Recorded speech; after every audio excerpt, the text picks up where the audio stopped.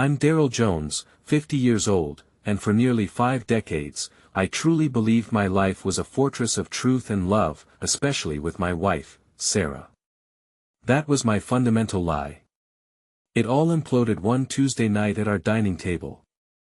We were just finishing dinner, the clinking of forks the loudest sound, when my youngest, Michael, made a casual comment about Mom's past mistakes.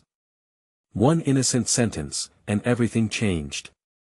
How quickly can your entire reality unravel? In less than an hour, I learned Sarah wasn't just having an affair, she'd faked her pregnancy with our youngest child, Lily. My son, Michael, was actually her lover, and the real Lily. She'd been adopted by strangers years ago after Sarah abandoned her. All of it, every horrifying detail, spilled out in less than an hour, while Sarah calmly picked at her salad, completely oblivious to the fact that her carefully constructed world had just imploded around her.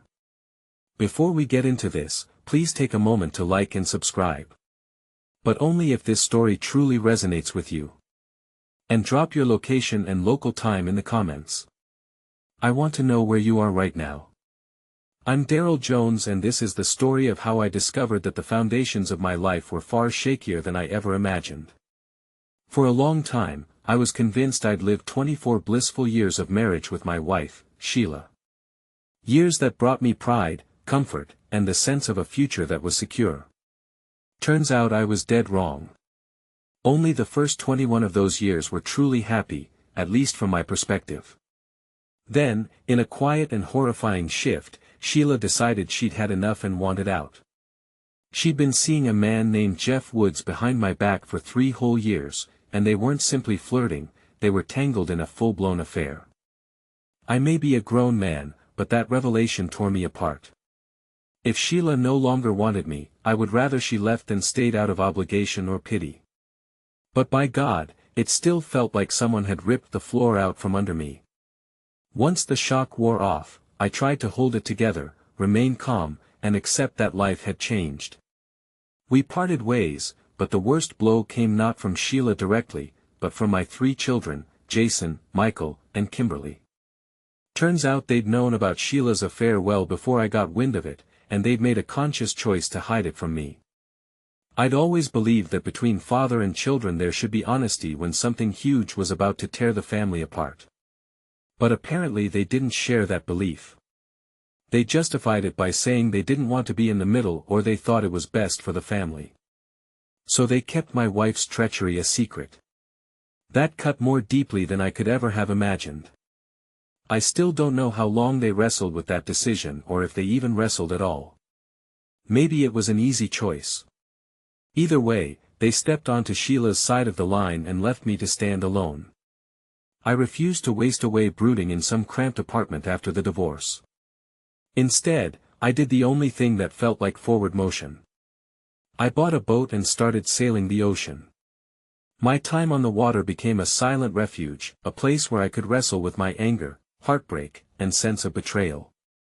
I did some freelance charter work on the side, but mostly I drifted literally and figuratively, not wanting a permanent home. I thought that would be my life from then on. Endless miles of ocean, waves that calmed me, and the simple clarity of reading wind and tide. 7 years passed like that with minimal contact from my former family. Then, out of nowhere, Kimberly called me. I remember standing on the deck feeling the sun baking my arms when I heard her voice on the other end of the line. She didn't give me any pleasantries. She told me Sheila had a new daughter named Karen and that Karen's health was failing. They needed my help. They needed me to get tested to see if I could donate a kidney. I didn't even have to ask why me. The implications were plain enough. Kimberly spelled it out anyway. Karen was mine. Yes, my ex-wife had left while pregnant with my child, and no one bothered telling me until that moment when they desperately needed something from me. My other kids knew, too. They'd known for years. The betrayal I'd felt before was nothing compared to that. It stung like 1,000 angry hornets. I was done letting them decide my life for me. 2 told them I was leaving for Bermuda, shutting my phone off for good measure. I was in the process of untying the last rope from the pier when Sheila herself came jogging up the dock.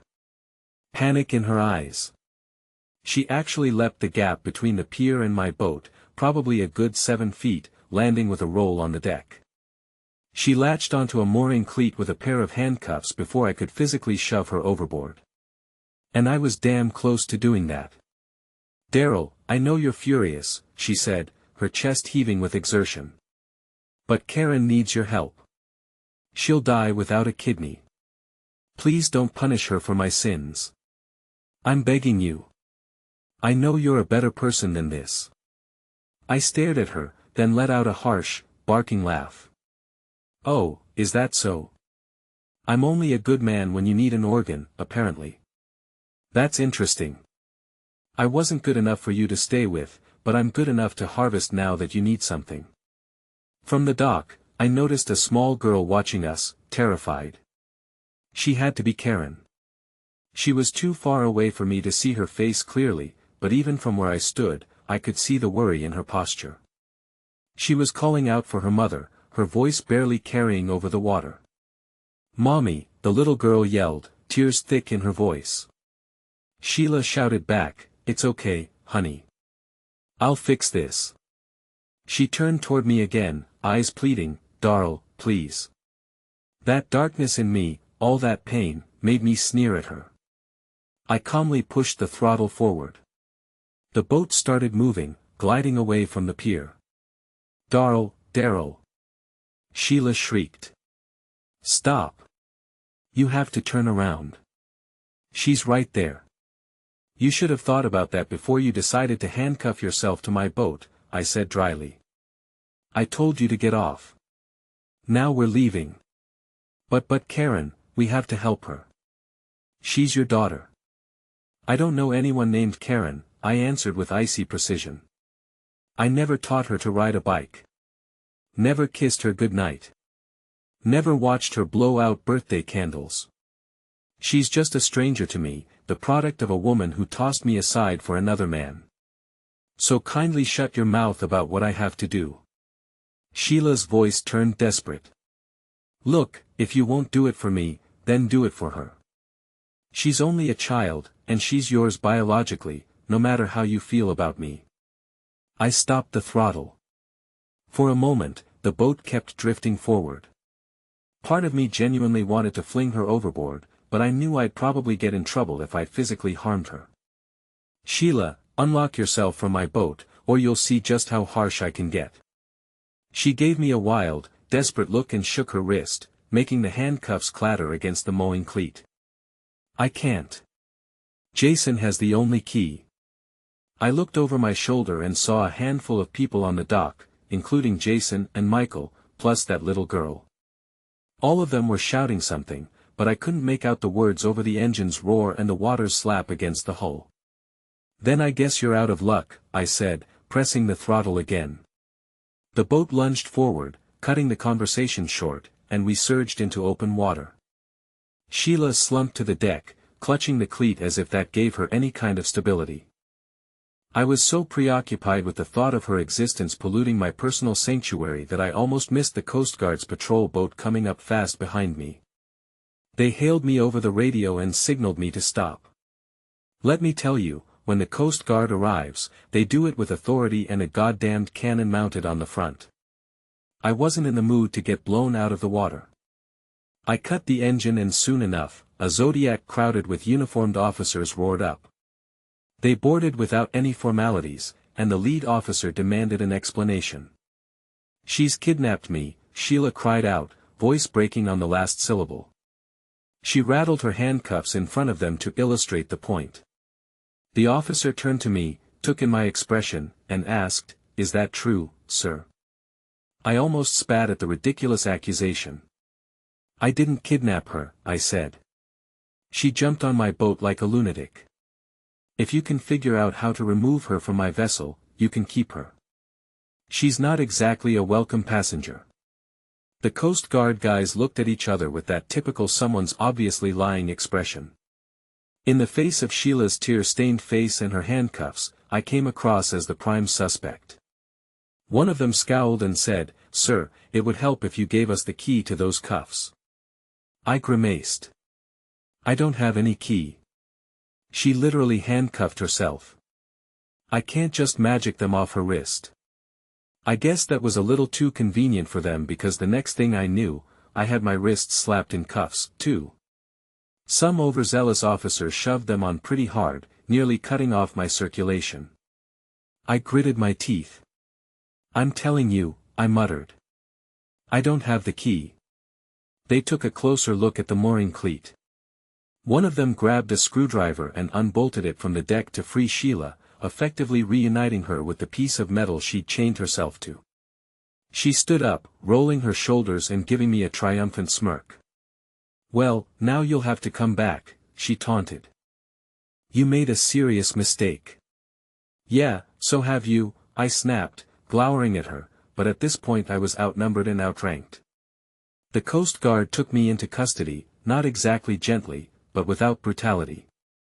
They questioned me for hours. I told them I wanted a lawyer, and that was that. Ultimately, I got slapped with a pending federal charge of kidnapping because Sheila had rung enough alarms, and I guess the feds wanted to come in heavy-handed. I'd never been a criminal in my life, and now I was wearing the label kidnapper. The next day, I was in a holding cell, reflecting on how quickly your world can flip. 24 years of marriage had ended. I'd sailed away. And now, due to a short meltdown, I faced actual prison time. The real kicker, Sheila came to visit me with Jeff Woods at her side. The mere sight of him made my blood boil. He wore this smug expression, the kind of smirk that suggested I was just a tool, a means to an end. Sheila pressed her hand against the glass partition as if that would somehow convey warmth. "Look, let's move past all of this," she said. "If you donate your kidney, we can forget what happened out on the boat. We'll drop the charges. We'll go back to our normal lives, and Karen will live." She swallowed hard. "You'd be doing an amazing thing, saving someone's life. Think of how you'll be a hero again." Jeff nodded in silent agreement, arms folded. His stare was unwavering. "We didn't want to come to this, but Karen is dying. It's that simple. If you care at all about doing the right thing," I cut him off with a single flat statement. "It's interesting," I said. "How you're so comfortable telling me to do the right thing. Where was your moral compass when you were screwing my wife behind my back for 3 years?" He stiffened, reeling at my words, and Sheila's eyes watered. "We're sorry for what happened," Sheila said, her voice trembling. "But we can't rewrite the past. We just need you now. Karen needs you." I gave them a razor-thin smile. "Oh, yes, of course. Now I'm needed." I tapped the glass with the tip of my finger. "We'll see how the trial plays out because here's a little heads up. If I'm stuck behind bars, you can't get that kidney. I'm pretty sure no judge is going to force me onto an operating table while I'm serving time. So maybe I'll just plead guilty and see if that lands me a solid 7 years. Karen can carry on however she can." Sheila's face turned a sickly pale while Jeff hissed something under his breath. "Wait, you'd let a child die just to spite us?" I leaned back, feeling the plastic chair squeak under me. "It's not that I'd let a child die. I just don't see why you people think you can manipulate me after what you did. If Karen is truly my child, you had 7 years to let me know. You decided not to do that. Don't expect me to jump at your request." They started pounding on the glass, desperation overshadowing their sense of decorum. I almost felt pity for them, but the betrayal still tasted bitter. They left in a flurry of angry, fearful words. And that, ironically, was how I ended up with a lawyer, one they were paying for. He introduced himself as Matthew Hughes. He was a polished man, hair impeccably styled, carrying a sleek briefcase. "Good day, Mr. Jones," he said. "I'm here to represent you." "Really?" I answered, leaning forward. "Are you a public defender or?" He gave a polite shake of his head. "No, Mr. and Mrs. Woods have kindly agreed to finance your legal defense." I laughed, though it had no humor in it. So, are you their lawyer or mine? Matthew offered a careful smile. I see how that might sound. The reality is a bit complicated. They're paying me, but ethically I represent you. Yeah, how about we make that official? I want a signed notarized letter stating that you represent only me and that you've received a hefty retainer from them, so you're not going to suddenly vanish when they get squeamish about the bill. He raised an eyebrow. That's fair. Yes, I can arrange that. You should have the documents by tomorrow. And so it was settled. I had a lawyer courtesy of the people I hated most. Ironically, to help me out of a jam they'd put me in. The night before my bail hearing, I lay on the thin mattress in my cell. In that stillness, I had a lot of time to question who I was now after everything that had happened. Normally, I like to picture myself as a decent man. But now, I had an entire side of me that was consumed by bitterness. I wondered if I'd be able to live with myself if I refused a kidney donation for an innocent child. Let's face it, no matter how much I hated Sheila and Jeff, Karen was innocent in all of this. But my resentment had become a second heartbeat in my chest, pounding away. I also remembered how no one had been there for me when I'd been the one left drowning. Sheila had the kids, her new man, her new life. I'd had nothing and nobody. They'd turned away from me. Now, ironically, they wanted me to come back into the fold, just enough for them to harvest a piece of me. By the time I was released on bail, which was miraculously paid by them, I was more conflicted than ever. No sooner had I walked out of the holding facility than Sheila, Jason, and Kimberly were waiting to ambush me in the parking lot.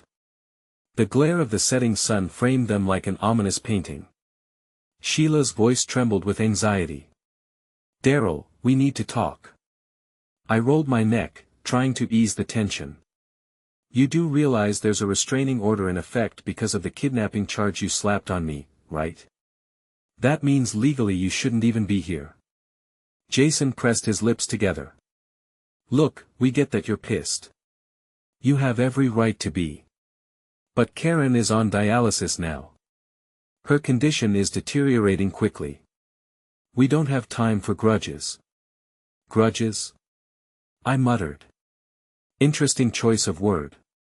You hid your mother's affair from me. You gave me zero heads up that my marriage was about to explode. Then you let me live for 7 years not knowing I had another daughter." My voice rose with every word. "And you call my anger a petty grudge?" Michael wasn't there at that moment, which made me guess he was off on some Navy mission. The three of them tried to form a united front, but I could see cracks in their composure. They were worried. Kimberly stepped forward, tears brimming in her eyes. "Look, I'm sorry, okay? I was young. I didn't want to lose Mom, and I didn't want to lose you. I was torn in half. I know that's not an excuse, but it's just how it was. None of us wanted to be in that position, but it's done. Karen had no say in any of that. She didn't choose to be hidden from you. If you don't help her, she'll die." "Lots of children die," I said coldly. "You're acting like each child's life is guaranteed, which it isn't. And from what I understand, there are other donors out there. You don't have to come crawling to me." Sheila attempted a calmer approach. "Darryl, we tested other relatives and we tested me, but none of us are compatible. The doctor said the best bet is a biological parent who's healthy. I'm not healthy enough apparently. My kidney wouldn't hold up, so we need you." "That's ironic," I mused. "Given you once decided you didn't need me at all." Her eyes flashed with a mix of shame and anger.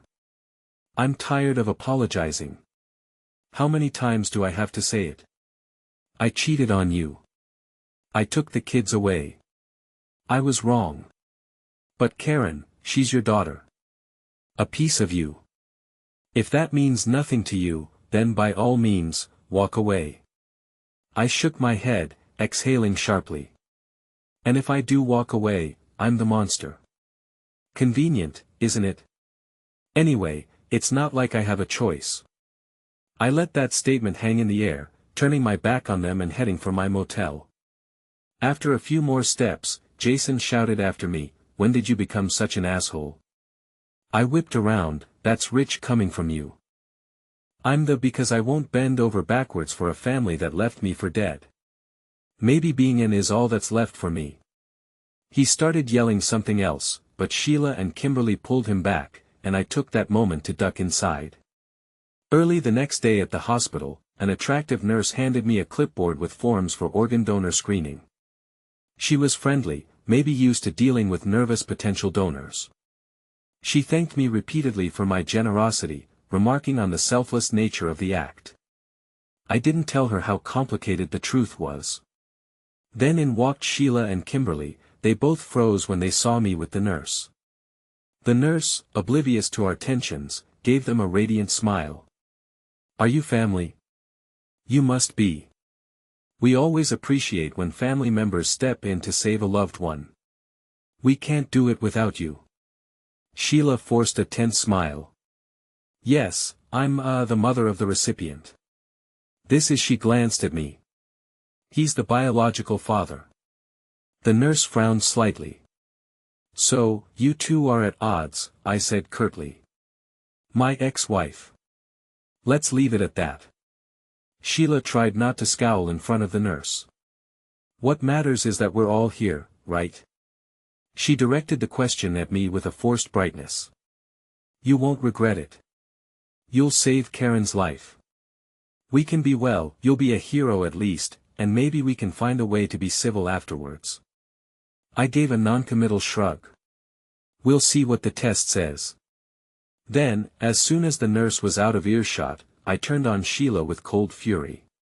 "But don't for a second think this means you can waltz back into my life and push me around. I'm letting them test me. Nothing is guaranteed beyond that. Understood?" She stiffened, her voice turning sharper. "Don't you threaten me, Daryl. If you jeopardize this donation, you'll have your children, my husband, and anyone with a conscience coming after you. You'll be a pariah." I arched an eyebrow. I was a pariah already. Remember? You made me one. Now you think you're scaring me with more of the same. Grow up. Kimberly stared at me, tears in her eyes. "Can we please not fight? Karen is so weak right now. She can barely stand without wobbling. This isn't the time for a pissing contest." I resisted the urge to snap at her because her anguish looked genuine. "Fine," I said. "Let's do the blood tests and see if I'm a match. Then we'll talk next steps." As it turned out, I was a perfect match. The doctors were thrilled, believing it was a sign Karen would have an easier time accepting the transplanted organ. They had no idea how twisted the relationships were behind the scenes. Sheila was elated. I watched her weep openly, hugging Jeff, hugging my other kids while I stood to the side, feeling like an alien. Soon afterwards, I faced a barrage of phone calls and texts from them, all wanting me to confirm a date for the operation. I realized I had the upper hand for once. They needed me. So, I called a meeting, inviting everyone, Sheila, Jeff, my 3 adult children, and ironically, my lawyer. I had some demands. I started by telling them that I discovered there were actually a couple of potential matches in the National Registry. "So, I'm not Karen's only shot," I said. "But the difference is I'm a sure thing while the others might not pan out. So, yes, I'm willing to donate, but for me to do that, we need to set a few conditions." Jason's mouth fell open. "Conditions? Dad? This is about saving a life. And you think that means I have to be a doormat?" I snapped back. "This is about me reclaiming a shred of respect for myself after everything you all did. Don't talk to me about how important life is. When I was drowning in despair, you left me to choke. So maybe I am a monster for turning this into a negotiation. But ironically, I learned that from you. If you don't like it, go find another donor." He clenched his fists, trembling with anger. "You've changed so damn much. You were never like this. Sheila cut in. All right, enough. We'll hear your demands, but don't expect me to gravel. I let out a harsh laugh. Oh, I do expect you to gravel, actually. They all stared at me incensed. But we'll skip that part for now. I placed 3 documents on the table. These are legal name change forms. I want each of my 3 older kids to remove the surname Jones. You can pick Woods or any other name. I don't care. If you want to call yourselves the Bamboozle family, that's fine by me. But none of you are going to walk around with my last name. You don't deserve it. Michael, who had recently returned from his naval duties, snatched the paper, scanning it. You've lost your damn mind. You want your own kids to disown your name. You disowned me long ago in spirit, I replied. Now we're just making it official. Kimberly rubbed her temples, tears threatening. Dad, please. Is this really necessary? I can't imagine giving up my name. It's part of my identity. I shrugged. Your identity includes betraying your father. If you want to keep it, earn it back. Let's see what each of you is willing to do because I have more demands, some tailored specifically for each of you. That set off a fresh wave of raised voices and heated accusations. Jeff flung in a few curses of his own, telling me I was a manipulative bastard. I hammered the table with my palm. Of course, I am. Where do you think I learned that skill? You want me to donate my body part? Good. I want each of you to feel a fraction of the pain you caused me. Then maybe you'll understand what it's like to lose something you value. They glared at me, but I went on unstoppable. Michael, I said, turning to him. Mr. Naval Aviator, the big tough pilot. If you love your sister Karen so much, prove it. I tossed a small mirror onto the table along with a sealed bag. Inside that bag is some white powder. Let's assume it's illegal. Let's see if you're willing to snort a line for your sister's life. He recoiled, his eyes flaring with disgust. What the hell, Dad? That could destroy my career if anyone found out. Yeah, it could, I said coolly. I wonder how destroyed I felt when my wife walked out and you kept the secret. He stammered, face flushing red with rage. But hey, you're this big, brave pilot who risks his life for our country, right? Let's see you risk your precious career for your sister.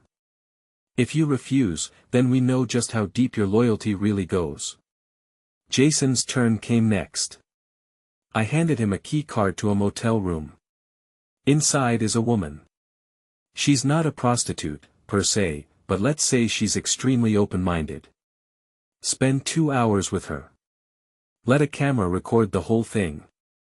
Then I'll put that video in a safe deposit box with instructions to mail it to your wife if I happen to die because you all need to understand what it's like to have your marriage threatened by betrayal lurking in the shadows. That's my price for your involvement in the donation. His face twisted in revulsion. You can't do that to me. I have kids, a wife who trusts me. You destroy my family. You destroyed mine, I responded. So, yes, I can and I will. You can tear that key card in half or you can go and do what I told you. I'll be waiting for a text that you've completed the task. If you can't stomach it, then Karen's life means less to you than your own comfort.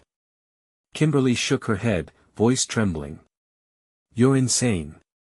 Maybe I admit it or maybe I'm just responding to the lessons you taught me. But let's move on to you, my darling daughter. We have an appointment at an OBGYN clinic. You're going to sign for permanent sterilization. The doctor's expecting you tomorrow afternoon. Her eyes widened and she gasped like I'd socked her in the gut. What? Why would you do that to me? You took my future away from me. You knowingly withheld the fact that Sheila was pregnant with a child. By doing that, you robbed me of the chance to be a father to Karen. So, it's only fair that I rob you of motherhood. Let's see how you cope with that loss. Sheila burst out of her seat, nearly knocking it over. That's enough. She shrieked, pointing a shaking finger at me. You sick bastard. You can't do this to my children. I stood too, leaning across the table. Oh, watch me. If they want my kidney, then yes, I can do this. I've spent 7 years with a hole in my chest where my family used to be. This is the price, and if you don't like it, go find a different donor. The tension was so thick it felt like a living, breathing thing in the room. No one said a word for a solid minute. Finally, Sheila sank back down. Daryl, she began, her voice hollow. I never expected to see you stoop to this level.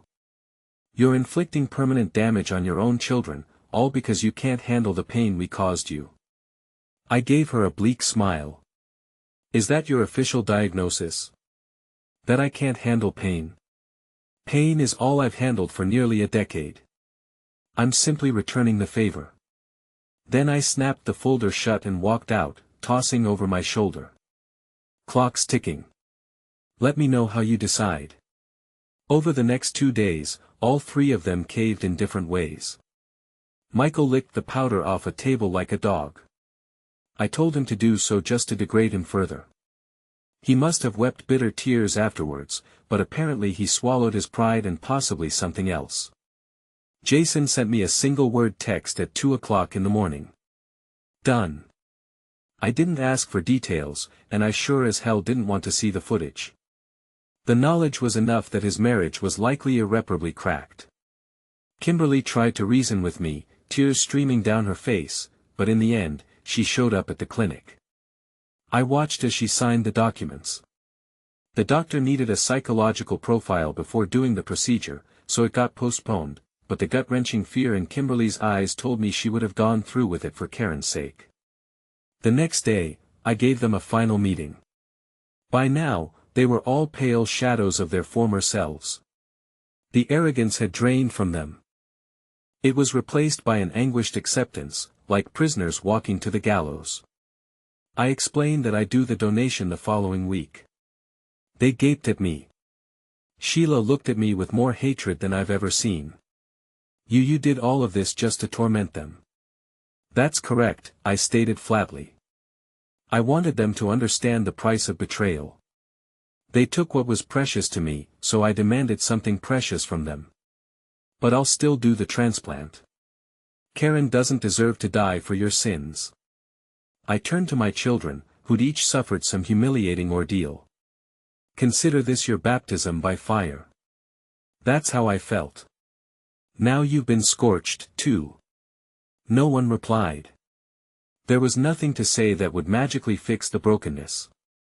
A week later, I was in the hospital bed counting the seconds until they gave me the anesthetic. Sheila and Jeff hovered nearby along with Karen. She was so frail it hurt to look at her, but she had a bright mind. She recognized me as the donor. With a timid step, she approached my bedside. Are you my daddy? Her voice was small, quavering. I hesitated. I guess so, I said, half laughing, half crying. If you want me to be. She nodded and tried to smile, but her energy was low. Thank you for helping me. Before I could reply, Sheila hurried over and led Karen away, shooting me a grim look. I might have saved her daughter's life, but that didn't change the fact that I dragged her entire family through the mud. The surgery was a success. Karen's body accepted my kidney. The doctors called it a miracle of modern medicine. Meanwhile, I spent a few weeks recovering. I ended up in the house that used to be Sheila and Jeff's because they had nowhere else to stash me. My boat was at the marina and I needed to be near a hospital for follow-up checks. The place was filled with pictures of them, not me. I recognized some of my children in the photos, older than the last time I'd truly known them. In some pictures, they all looked so happy. In others, I saw cracks forming. When I had enough strength, I rummaged through their belongings. I considered burning everything in the fireplace out of sheer pettiness. But something held me back when I found a small shrine in the backyard, a memorial to a family pet named Frodo. It was clearly important to Karen. She had left a circle of rocks and a faded plastic flower. I ended up leaving after a month in better physical shape than before, but my soul felt weighed down by the darkness of my own revenge. Yet, ironically, I also felt lighter because I realized I was free now.